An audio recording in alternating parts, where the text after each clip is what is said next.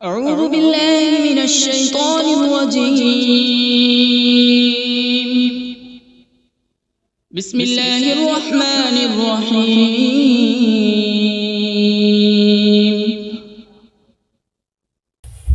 اللہ کے نام سے شروع جو نہایت مہربان رحمت والا ہے۔ الرحمن علم القرآن.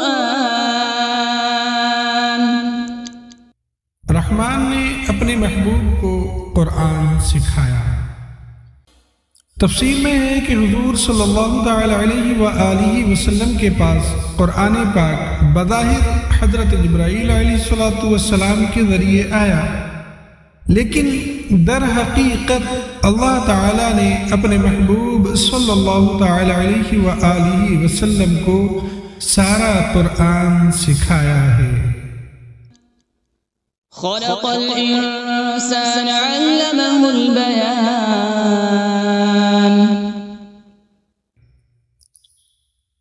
انسان کو پیدا کیا اور پھر اسے بیان سکھایا۔ یہاں انسان سے مراد حضور صلی اللہ تعالی علیہ وآلہ وسلم ہے، اور اگلی آیت میں بیان سے ما کان وما یکون، یعنی جو کچھ ہو چکا اور جو کچھ آئندہ ہوگا اس کا بیان مراد ہے۔ یعنی جو کچھ ہو چکا اور جو کچھ آئندہ ہونے والا ہے، اللہ پاک نے اپنے محبوب صلی اللہ تعالی علیہ وآلہ وسلم کو سارا بیان سکھایا۔ آگے فرماتے ہیں یا پھر انسان سے مراد حضرت آدم علیہ نبینا علیہ السلام ہے، اور بیان سے مراد تمام چیزوں کے نام اور تمام زبانوں یعنی لینگویجز کا بیان ہے۔ یا پھر یہاں انسان سے مراد جن سے انسان ہے، اور بیان سے مراد جو آپس میں بات کرنے گفتگو کرنے کی صلاحیت ہے وہ ہے کہ اس کی بات کرنے کی وجہ سے انسان دیگر حیوانوں سے ممتاز ہوا۔ الشمس والقمر بحسبان. سورج اور چاند حساب سے ہے، یعنی سورج اور چاند یہ اپنے حساب میں چلتے ہیں، جو اللہ پاک نے ان کا نظام بنا دیا، اسی نظام سے یہ چل رہے ہیں۔ والنجم والشجر يسجدان.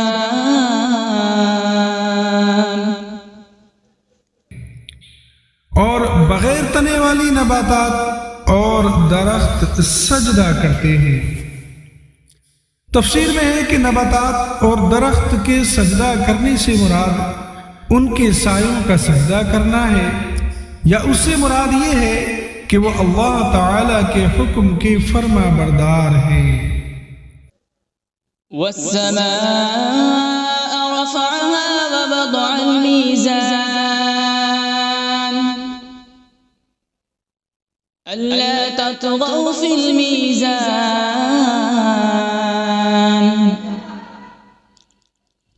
وأقيموا الوزن بالقسط ولا تخسروا الميزان. اور آسمان کو اللہ پاک نے بلند کیا اور ترازو رکھی تاکہ تولنے میں نا انصافی نہ کرو، اور انصاف کے ساتھ تول قائم کرو اور وزن نہ گھٹاؤ۔ اس کی تفسیر میں آتا ہے کہ ناپ تول کے معاملات میں عدل اور انصاف اور برابری کی تعلیم اسلام کی شاندار تعلیمات میں سے ہے۔ اس کی اہمیت کا اندازہ اس سے لگایا جا سکتا ہے کہ ناپ تول میں نا انصافی سے معاشرے میں جھگڑے فسادات برپا ہوں گے، باہمی بغض اور عناد بھی پیدا ہوگا، اور یہ چیزیں معاشرتی امن کو تباہ و برباد کر دیتی ہیں۔ اور فرمایا کہ اللہ پاک نے ترازو رکھی تاکہ میزان عمل اس کو دیکھ کر یاد آتا رہے۔ وَالْأَرْضَ وَضَعَهَا لِلْأَنَامِ فِيهَا فَاكِهَةٌ وَالنَّخْلُ ذَاتُ الْأَكْمَامِ،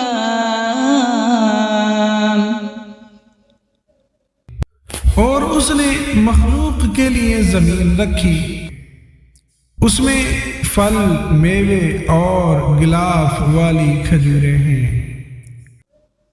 وَالْحَبُّ ذُو الْعَصْفِ وَالرَّيْحَانُ فَبِأَيِّ آلَاءِ رَبِّكُمَا تُكَذِّبَانِ، اور بھوسے والا اناج اور خوشبودار پھول ہیں۔ تو اے جنات اور انسانوں کے گروہ، تم دونوں اپنے رب کی کون کون سی نعمتوں کو جھٹلاؤ گے؟ خلق الانسان من صلصال كالفخار، اس نے انسان کو ٹھیکری جیسی بجنے والی سوکھی مٹی سے پیدا فرمایا۔ تفسیر میں ہے کہ یہاں انسان سے مراد حضرت سیدنا آدم علیہ نبینا علیہ الصلاۃ والسلام ہے، اور اس آیت میں اللہ تعالی نے آپ علیہ الصلاۃ والسلام کی پیدائش کی کیفیت کا ایک انداز بیان فرمایا۔ وخلق الجان من مارج من نار، اور اس نے جن کو بغیر دھوئیں والی آگ کے خالص شعلے سے پیدا کیا، یعنی ایسے آگ کے شعلے سے پیدا کیا جس میں دھواں نہیں۔ فبأي آلاء ربكما تكذبان، تو اے جنات و انسان، تم دونوں اپنے رب کی کون کون سی نعمتوں کو جھٹلاؤ گے؟ رب المشرقین ورب المغربین، وہ دونوں مشرقوں کا رب ہے اور دونوں مغربوں کا رب ہے۔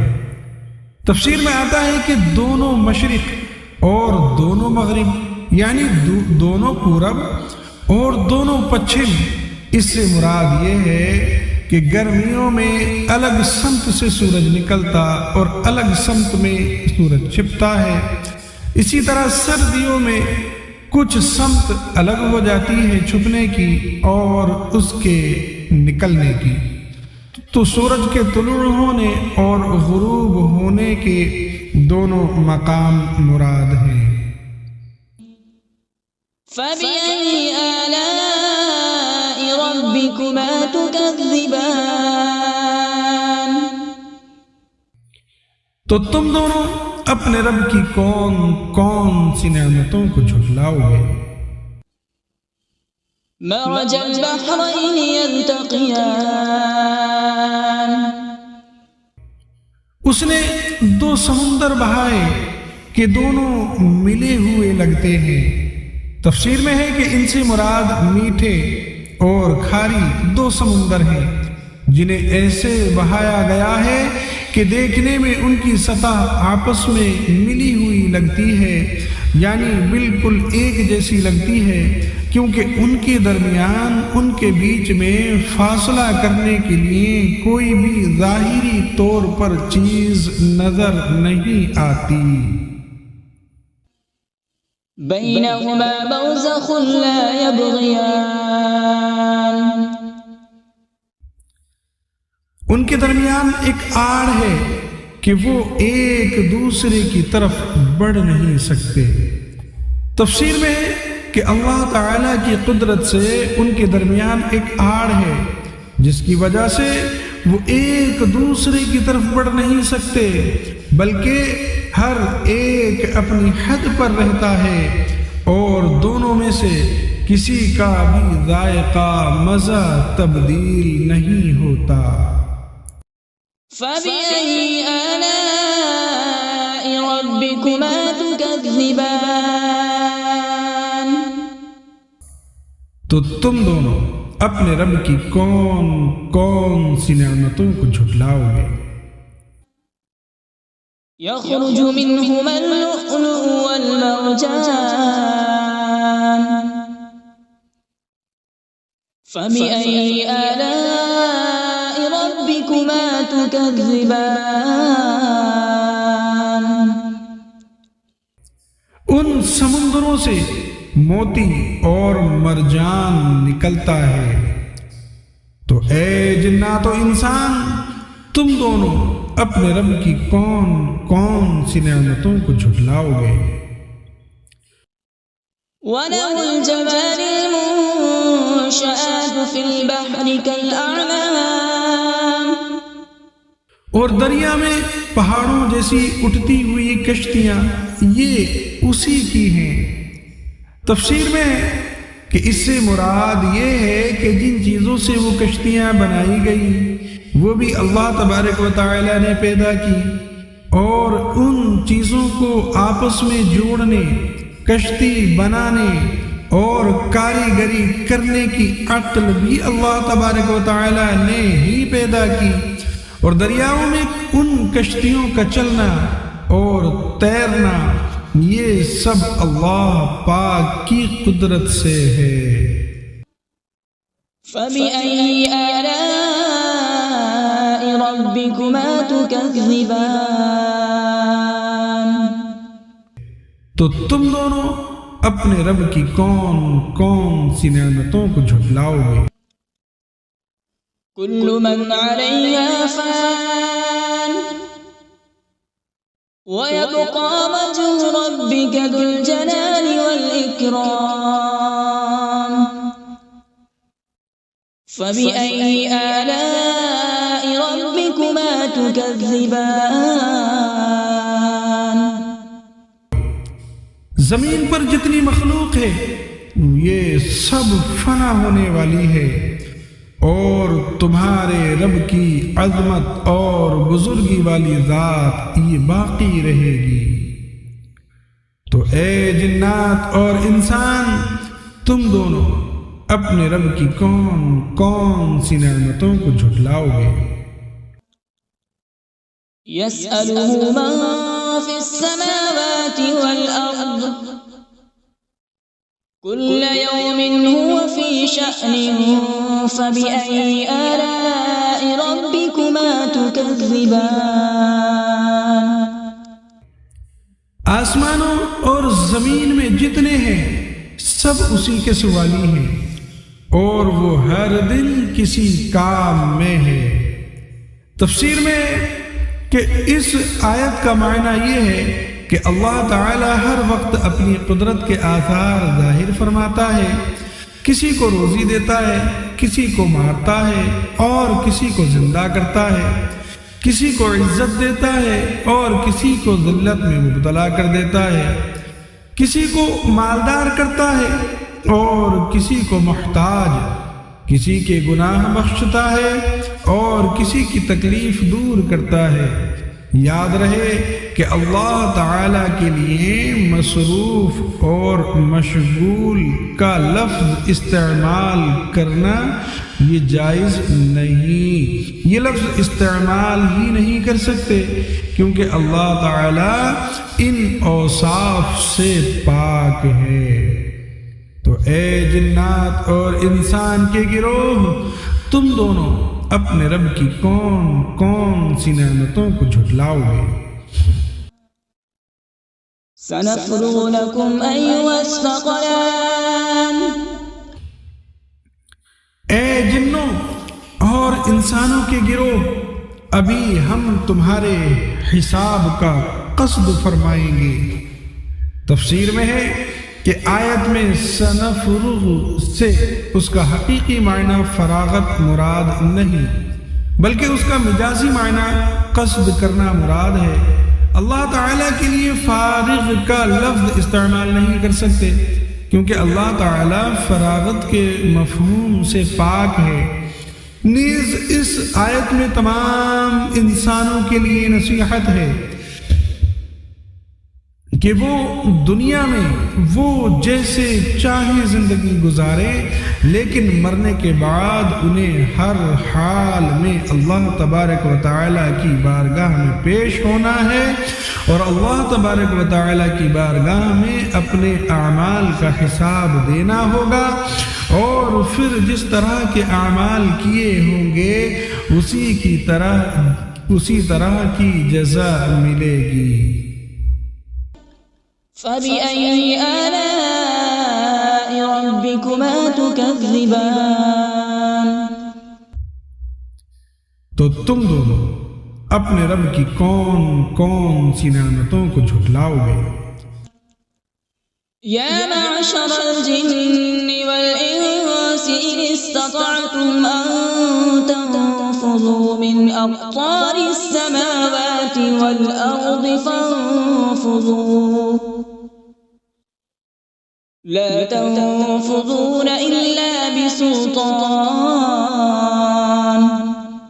اے جنوں اور انسانوں کی گروہ، اگر تم سے ہو سکے کہ آسمانوں اور زمین کے کناروں سے نکل جاؤ تو نکل جاؤ، لیکن تم جہاں نکل کر جاؤ گے وہاں اسی کی سلطنت ہے۔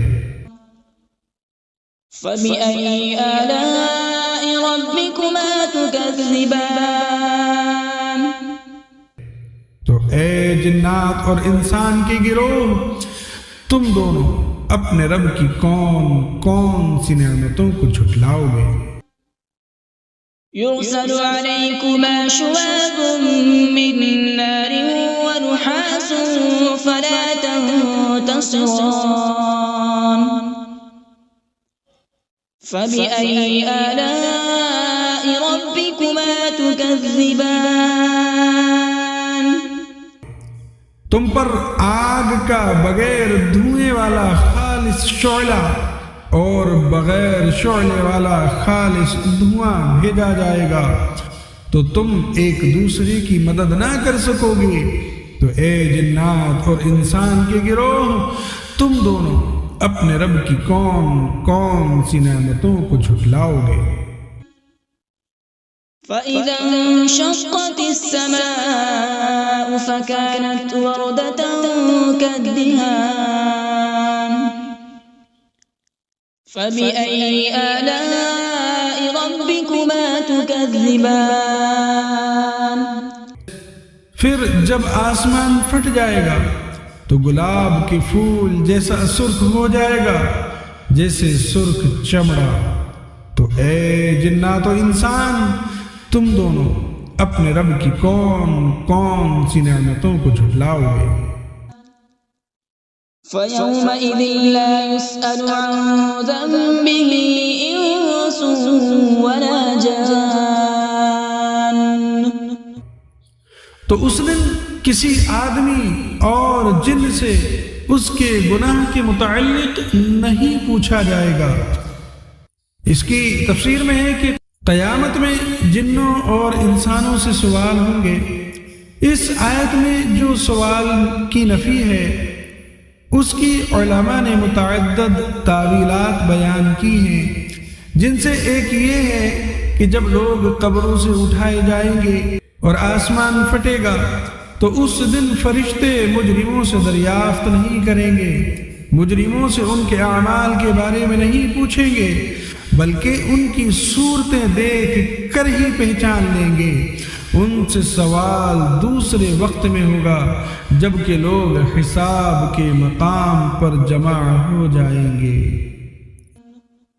فبأي آلاء ربكما تكذبان؟ تو اے جنات و انسان، تم دونوں اپنے رب کی کون کون سی نعمتوں کو جھٹلاؤ گے؟ يعرف المجرمون بسيماهم فيؤخذ بالنواصي والأقدام۔ فبأي آلاء ربكما تكذبان؟ مجرم اپنے چہروں سے پہچانے جائیں گے تو انہیں پیشانی اور پاؤں سے پکڑا جائے گا، تو تم دونوں اپنے رب کی کون کون سی نعمتوں کو جھٹلاؤ گے؟ هذه جهنم التي يكذب بها المجرمون يطوفون بينها وبين حميم آن فبأي آلاء ربكما تكذبان۔ یہ وہ جہنم ہے جسے مجرم جھٹلاتے تھے، جہنمی جہنم اور انتہائی کھولتے ہوئے پانی میں چکر لگائیں گے، تو تم دونوں اپنے رب کی کون کون سی نعمتوں کو جھٹلاؤ گے؟ وَلِمَنْ خَافَ مَقَامَ رَبِّهِ جَنَّتَانِ، اور جو اپنے رب کے حضور کھڑے ہونے سے ڈرے اس کے لیے 2 جنتیں ہیں۔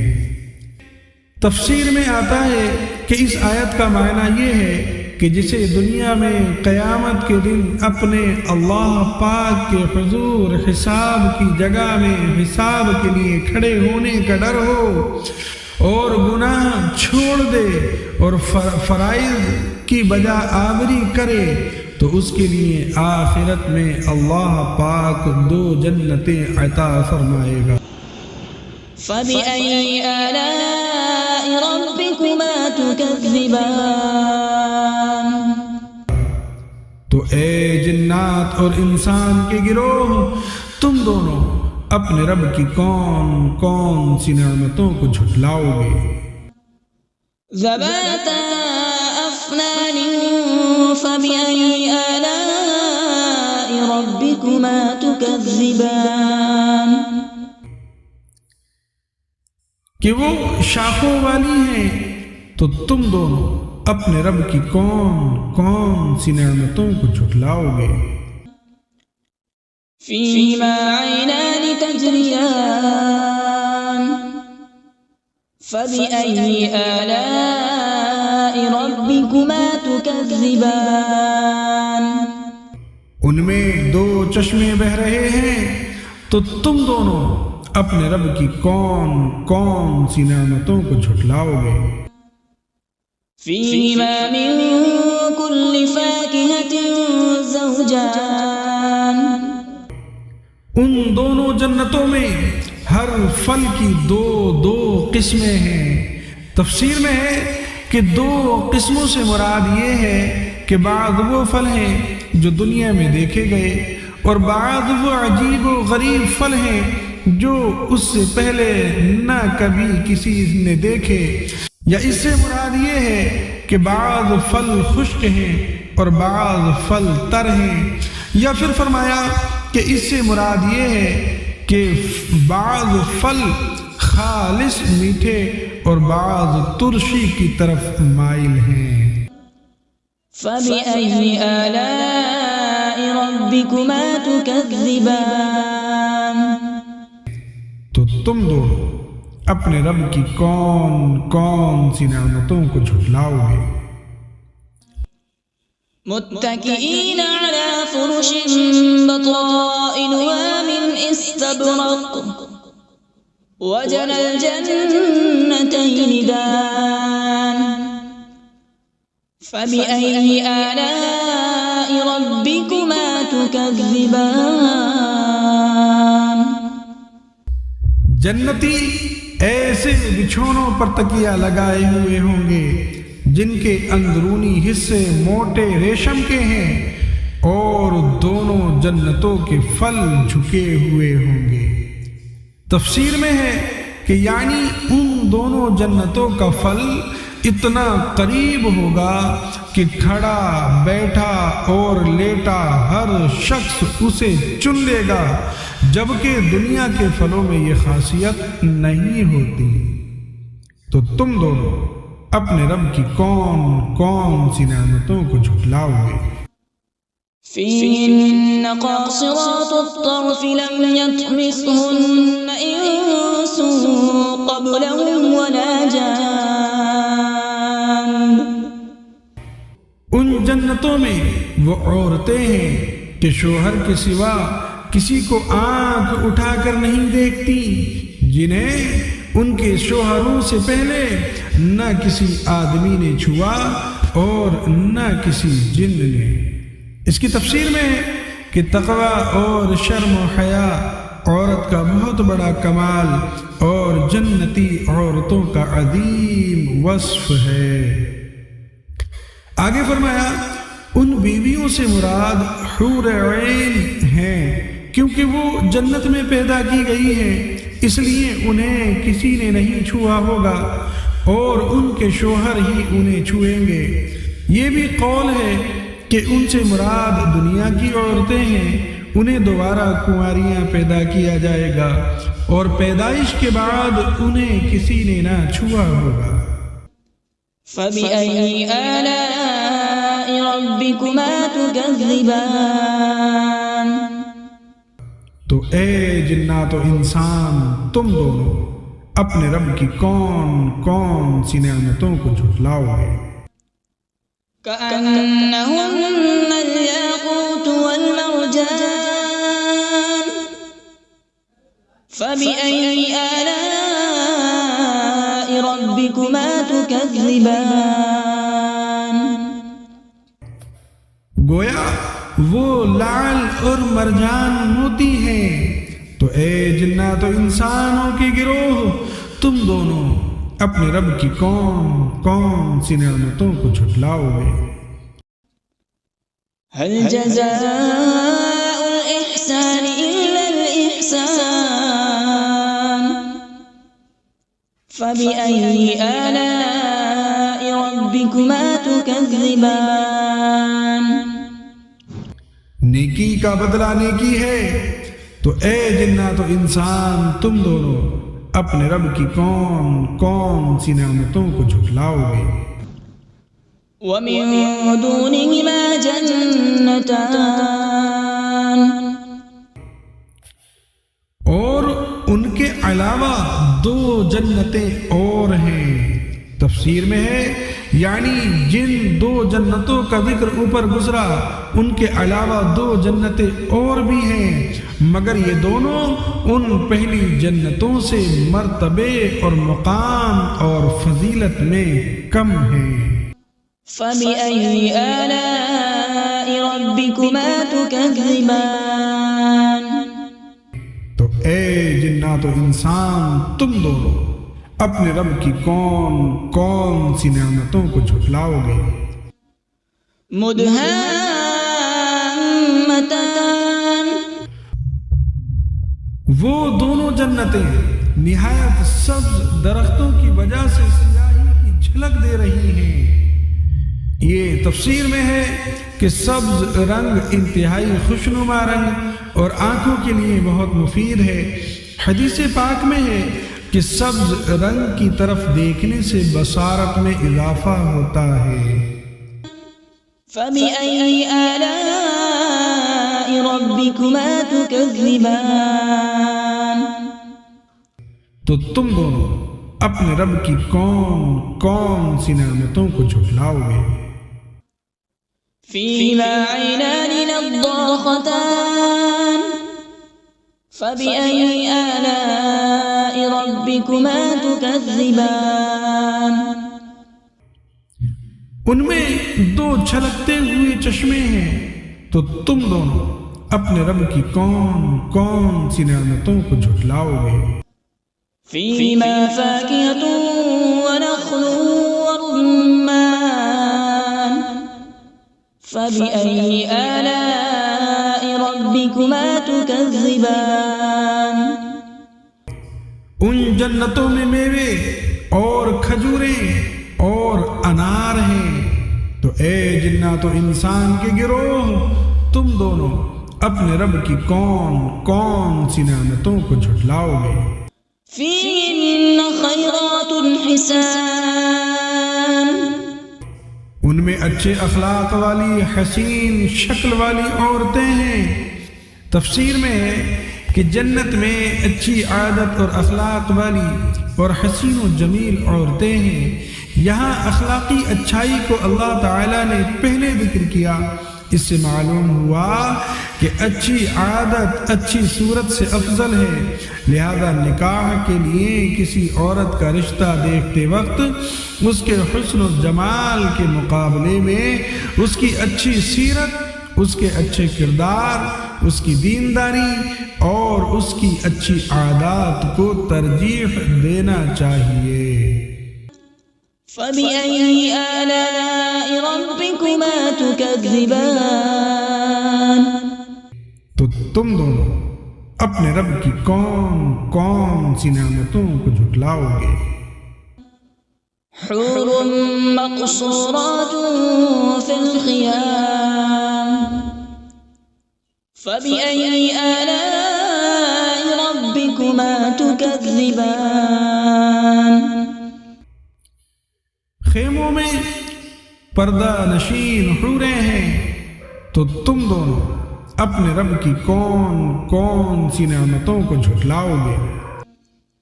لم يطمثهن انس قبلهم ولا جان، ان کے شوہروں سے پہلے انہیں نہ کسی آدمی نے چھوا اور نہ کسی جن نے۔ تفسیر میں ہے یعنی جیسے ان سابقہ دو جنتوں کی حوریں اپنے جنتی شوہروں کے علاوہ جن اور انسانوں کے چھونے سے محفوظ تھیں، ایسے ہی اب مذکورہ دونوں جنتوں کی بھی حوریں انسان اور جنات کے چھونے سے محفوظ ہیں۔ فَبِأَيِّ آلَاءِ رَبِّكُمَا تُكَذِّبَانِ، تو تم دونوں اپنے رب کی کون کون سی نعمتوں کو جھٹلاؤ گے؟